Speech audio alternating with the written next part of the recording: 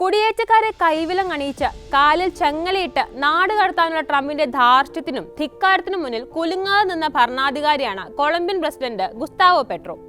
കൊളംബിയക്കാരെ കൊടും ക്രിമിനലുകളെ പോലെ കൊണ്ടുവന്ന 2 US സൈനിക വിമാനങ്ങളെ സ്വന്തം മണ്ണിലിറങ്ങാൻ അനുവദിച്ചില്ല ഇദ്ദേഹം. അവർ ക്രിമിനലുകളല്ലെന്നും മെച്ചപ്പെട്ട ജീവിതം തേടിപ്പോയ അന്തസ്സുള്ള മനുഷ്യരാണെന്നും പറഞ്ഞാണ് പെട്രോ വിമാനങ്ങൾ തിരിച്ചയച്ചത്. പിന്നീട് സ്വന്തം വിമാനം അയച്ച് അവരെ തിരികെ കൊണ്ടുവന്നു പെട്രോ ഭരണകൂടം. അവരെ സ്വീകരിക്കാൻ പ്രസിഡന്റ് തന്നെ വിമാനത്താവളത്തിൽ എത്തുകയും ചെയ്തു. ഒരു കൊച്ചു രാജ്യത്തിന്റെ ഭരണാധികാരി തന്നോട് ഇങ്ങനെ ചെയ്യുമെന്ന് അമേരിക്കൻ പ്രസിഡന്റ് പ്രതീക്ഷിച്ചു കാണില്ല. കടുത്ത നികുതിയും യാത്രാവിലക്കും ഉപരോധവും പ്രഖ്യാപിച്ച് ട്രംപ് പക തീർക്കാൻ നോക്കിയതിന്റെ കാരണം മറ്റൊന്നുമല്ല. എന്നാൽ ഭീഷണികൾക്കും പ്രതികാര നടപടികൾക്കും മുന്നിലും പെട്രോ കുലുങ്ങിയില്ല. മറുപടിയും അതേ നാണയത്തിലായിരുന്നു. തിരിച്ചും നികുതി പ്രഖ്യാപിച്ചു. അവിടെ തീർന്നില്ല. സ്വാതന്ത്ര്യവും മനുഷ്യത്വവും എന്താണെന്ന് ദീർഘമായൊരു കുറിപ്പിലൂടെ ട്രംപിനെ പഠിപ്പിക്കുകയും ചെയ്തു പെട്രോ. ഉപരോധത്തിനും യാത്രാവിലക്കിനും പുല്ലുവില പോലും കൽപ്പിക്കുന്നില്ലെന്ന് വ്യക്തമാക്കിക്കൊണ്ടാണ് ട്രംപിനെ അഭിസംബോധന ചെയ്തുള്ള ആ കുറിപ്പ് സോഷ്യൽ മീഡിയയിൽ പോസ്റ്റ് ചെയ്തത്.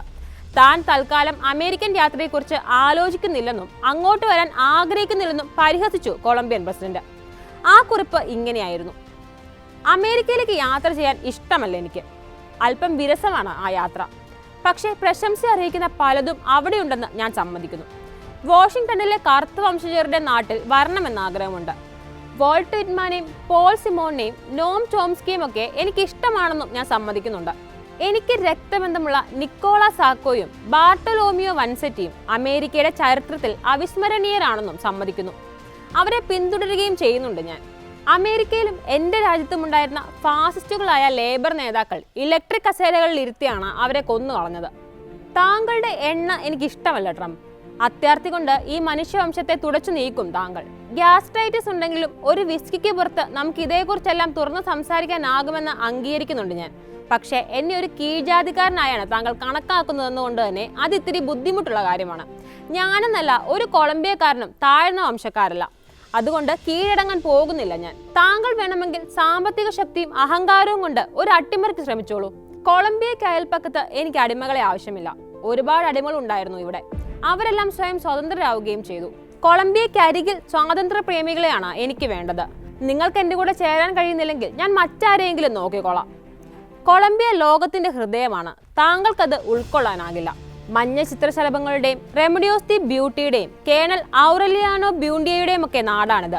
അക്കൂട്ടത്തിൽ ഒരാളാണ്, ഒരുപക്ഷെ അവസാനത്തെ ആളാണ് ഞാൻ. താങ്കൾ എന്നെ കൊന്നാലും അമേരിക്കയിൽ താങ്കൾക്ക് മുന്നിൽ കഴിയുന്ന എൻ്റെ ജനങ്ങൾക്കിടയിൽ ഞാൻ ജീവിക്കും. കാറ്റിന്റെയും പർവ്വതങ്ങളുടെയും കരീബിയൻ സമുദ്രത്തിന്റെയും സ്വാതന്ത്ര്യത്തിന്റെയും ജനതയാണ് ഞങ്ങൾ. വെള്ളക്കാരായ അടിമകൾക്ക് കൈകൊടുക്കാൻ എന്നെ കിട്ടില്ല. വെള്ളക്കാരും സ്വാതന്ത്ര്യവാദികളുമായ ലിങ്കണിന്റെ പിന്മുറക്കാർ, അമേരിക്കയിലെ വെള്ളക്കാരും കറുത്ത വംശജരുമായ കർഷക മക്കൾ. കോവിഡിൽ നിന്ന് രക്ഷപ്പെട്ട ശേഷം ഇറ്റാലിയൻ ടസ്കനി പർവ്വതനിരകളിലൂടെ സഞ്ചരിച്ച് അവരുടെ ശവക്കല്ലറയിൽ ചെന്ന് പൊട്ടിക്കറിഞ്ഞ് പ്രാർത്ഥിച്ചിട്ടുണ്ട് ഞാൻ. അവരാണ് അമേരിക്കക്കാർ. അവർക്കേ ഞാൻ കൈകൊടുക്കും. അവർക്ക് മുന്നിലേ ഞാൻ മുട്ടുമടക്കൂ. എന്നെ പുറത്താക്കി നോക്കൂ. അമേരിക്കയും മനുഷ്യകുലവുമായിരിക്കും അതിനോട് പ്രതികരിക്കുക. കൊളംബിയ വടക്കിലേക്ക് നോക്കുന്നത് നിർത്തിയിട്ടുണ്ട്. ലോകത്തേക്കാണ് ഞങ്ങളുടെ കണ്ണുകൾ. കൊർദോവ ഖിലാഫത്തിന്റെയും അവരുടെ നാഗരികതയുടെയും രക്തമാണ് ഞങ്ങളുടേത്. ഏഥൻസിൽ ജനാധിപത്യം കൊണ്ടുവന്ന മധ്യധരണ്യാഴിയിലെ റോമൻ ലത്തീൻകാരുടെയും അവരുടെ നാഗരികതയുടെയും രക്തമാണിത്. താങ്കൾ അടിമകളാക്കി വെച്ച കറുത്ത വംശജരായ പോരാളികളുടെ രക്തമാണ് ഞങ്ങളുടേത്. വാഷിംഗ്ടണിനും മുഴുവൻ അമേരിക്കയ്ക്കും മുൻപ് സ്വാതന്ത്ര്യം നേടിയ പ്രദേശമാണ് കൊളംബിയ. അവിടെ ആഫ്രിക്കൻ പാട്ടുകളിലാണ് ഞാൻ അഭയം തേടുന്നത്. ഈജിപ്ഷ്യൻ ഫറവോമാരുടെ കാലത്ത് തൊഴിലെടുത്ത് ജീവിച്ചിരുന്ന തട്ടാന്മാരും ചിരിബിക്കുറ്റിയിലുള്ള ലോകത്തെ തന്നെ ആദ്യത്തെ കലാകാരന്മാരുമെല്ലാം ചേർന്നാണ് എൻ്റെ ദേശത്തെ നിർമ്മിച്ചത്. താങ്കൾ ഒരു കാലത്തും ഞങ്ങളെ ഭരിക്കാൻ പോകുന്നില്ല.